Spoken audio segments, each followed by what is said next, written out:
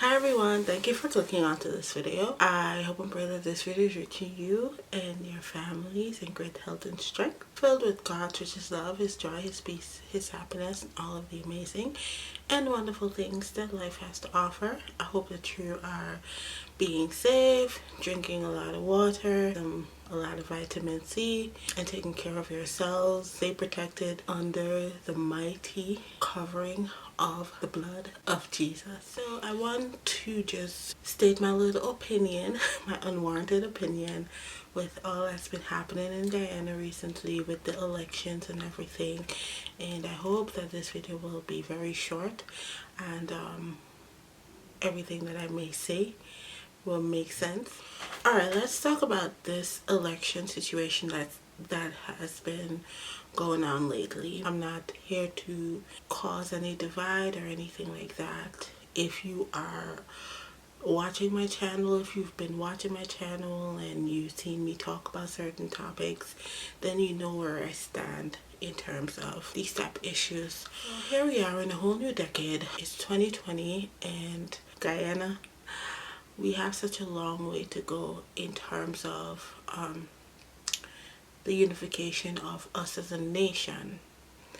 We have 6 groups of people there, with the Afro-Guyanese and the Indo-Guyanese making up the majority of the population. And the division between us as a people has been a age-old something. It's been going on for years and years and years, and I just want to know when it's gonna end. Every time election comes around, we always have this particular conversation, and it's really sad because whoever gets into office, the conversation needs to be continued until we can find a resolution for the tension between the Indos and the Afro-Guyanese. So we do have 4 other, or I like to say 3 other groups of people there that are silent. You don't see them in the mix. So here we are with the election. So it's between the PPP and you have the coalition party, which is the AFC and the PNC combined. So you have the APNU. This is where you see the division. The APNU's core following, the majority is Afro-Guyanese. In the PPP, the majority of their following is the Indian Guyanese. And it's like, whenever election time comes around, you vote. I'm not sure I understand. You, to me, most of the people are voting based on their own kind. I'm voting for the Indian man because I'm Indian. I'm voting for the black man because I'm black. Identity voting is pure. It's voting based on ignorance. You know, I've had conversations with some people leading up to the elections, and I asked them, I'm like, who are you voting for? And they told me who they were voting for, and I said, okay, why are you voting for this individual? I wasn't trying to ask them why they were voting for whoever they choose to vote for, because I was trying to deter them from voting for whoever they wanted to vote for.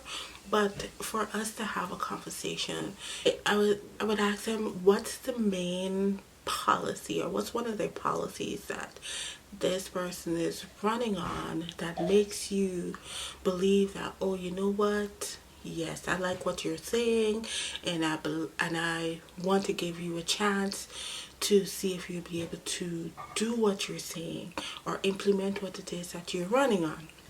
And they couldn't give that to me. They couldn't tell me what it was that whoever they choose to vote for was running on that made them want to vote for them. They were just voting for them solely based on the color of their skin, and I thought that was really sad. I voiced my opinion with the current president, President Granger, and some of the things that he has said and done and his party has done and said that really made me side-eye them. So far, I feel like he has done the best that he could do in the period of time that he was given, right?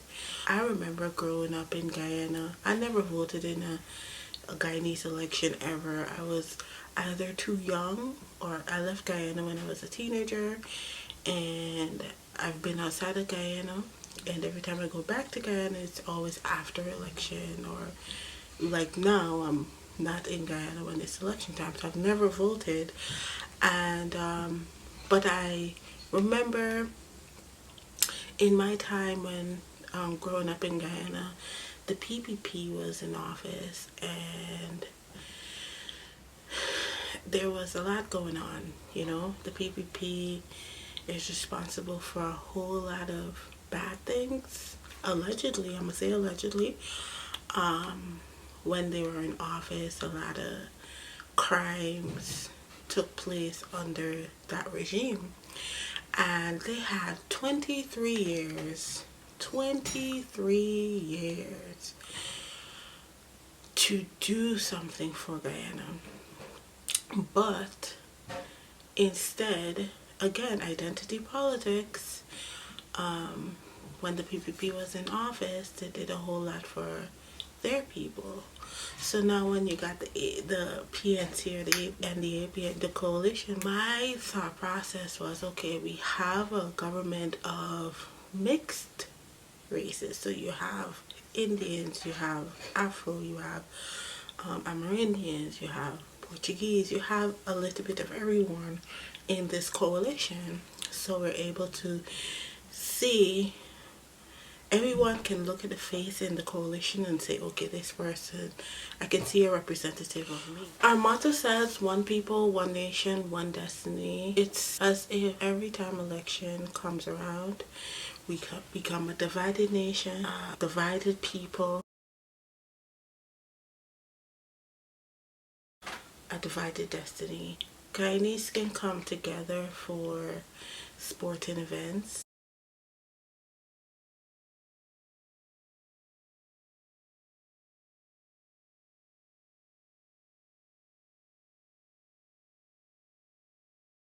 I've seen everybody celebrate Amazonian warriors in their tournament. Everybody came together to support our cricket team.